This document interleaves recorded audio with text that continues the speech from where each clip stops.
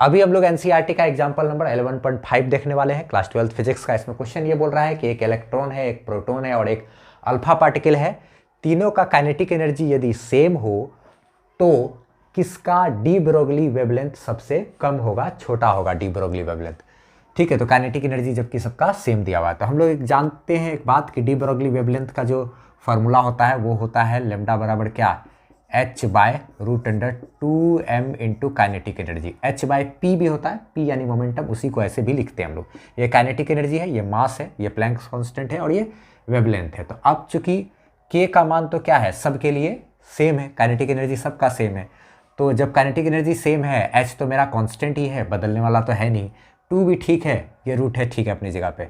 अब वेवलेंथ और मास पे अगर हम लोग फोकस करें तो वेवलेंथ जो है वो मेरा मास के क्या है, इन्वर्सली प्रोपोर्शनल है। ये रिलेशन हमको साफ बता रहा है कि जिसका मास सबसे कम होगा उसका वेवलेंथ तो ज़्यादा, और जिसका मास सबसे ज़्यादा होगा इन तीनों में से, ठीक है, उसका वेवलेंथ सबसे कम होगा। मास ज़्यादा तो वेवलेंथ कम, क्योंकि ये भी फिक्स है सबके लिए, सबका बराबर है, ये भी सबके लिए फिक्स है, सब फिक्स है। तो मास और वेवलेंथ में बात करेंगे तो जिसका मास सबसे ज़्यादा उसका वेवलेंथ सबसे कम, और हमको यही पता करना है कि डी ब्रोगली वेवलेंथ सबसे कम किसका होगा, छोटा किसका होगा। तो आप देखो, आप जानते होंगे कि इलेक्ट्रॉन का मास होता है 9.1 इंटू 10⁻11 kg, ठीक है, और प्रोटॉन का होता है 1.6 इंटू 10⁻27 kg। तो इन दोनों में तो साफ हो गया भैया कि इसमें और इसमें बड़ा कौन है, ये तो छोटा है।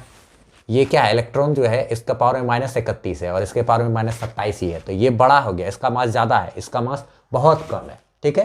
तो ये तो हो गया फेल भैया, इसका मास कम है तो इसके लिए तो वेवलेंथ ज़्यादा हो जाएगा ना इससे, तो खैर इसको कैटेगरी में गया। हमको क्या देखना है भैया कि मास सबसे ज़्यादा किसका है, जिसका मास सबसे ज़्यादा होगा उसी का वेवलेंथ सबसे कम होता है, ठीक है। तो अब देखिए, अब हम लोग इसमें और इसमें तुलना करते हैं। हीलियम क्या होता है, अल्फा क्या होता है, अल्फा एक तरह से क्या है, हीलियम आयन को ही कहते हैं, हीलियम, ठीक है। तो हीलियम है प्लस प्लस, इसका मतलब हीलियम प्लस प्लस आयन को ही अल्फा पार्टिकल कहते हैं। तो इसमें क्या होता है, प्लस प्लस का मतलब 2 इलेक्ट्रॉन आपने निकाल दिया है हीलियम एटम से ना, हीलियम का न्यूक्लियस है, इसमें क्या रहता है, 2 प्रोटॉन रहता है अंदर में, और बाहर में क्या है, 2 इलेक्ट्रॉन रहता है, न्यूट्रॉन भी रहता है। तो अंदर में 2 प्रोटॉन है, बाहर में क्या है, 2 इलेक्ट्रॉन है। तो आपने 2 इलेक्ट्रॉन को निकाल दिया अगर, तो सिर्फ क्या बच गया, अंदर में 2 प्रोटॉन तो बचा, न्यूट्रॉन भी है, लेकिन यहाँ पे इलेक्ट्रॉन 2 निकाल दिए हैं तो 2 प्लस चार्ज आ गया, ठीक है। अच्छा, यानी 2 प्रोटॉन का ही चार्ज दिख रहा है। तो आखिर ये जो हीलियम अल्फा जो है, अल्फा यानी कि कौन, हीलियम आयन को कहते हैं। तो उसके न्यूक्लियस में तो 2 प्रोटॉन है भैया, तो यहाँ पर तो 1 प्रोटॉन से तो ज़्यादा भारी 2 प्रोटॉन होगा ना, 2 प्रोटॉन होगा ना, 1 प्रोटॉन से ज़्यादा भारी कौन, 2 प्रोटॉन।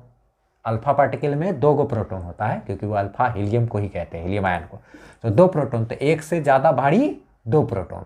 तो सबसे ज़्यादा वजनदार कौन है भैया, भारी भड़कम अल्फा पार्टिकल। इन तीनों में सबसे ज़्यादा भारी अल्फा, तो सबसे ज़्यादा मास अल्फा का, मास चूंकि सबसे ज़्यादा अल्फा का, तो वेवलेंथ सबसे कम अल्फा का, इसलिए वेवलेंथ जो सबसे कम होगा, शॉर्टेस्ट वेवलेंथ, वो किसका होगा, अल्फा पार्टिकल के लिए डी ब्रोगली वेवलेंथ सबसे कम होगा, बुझे।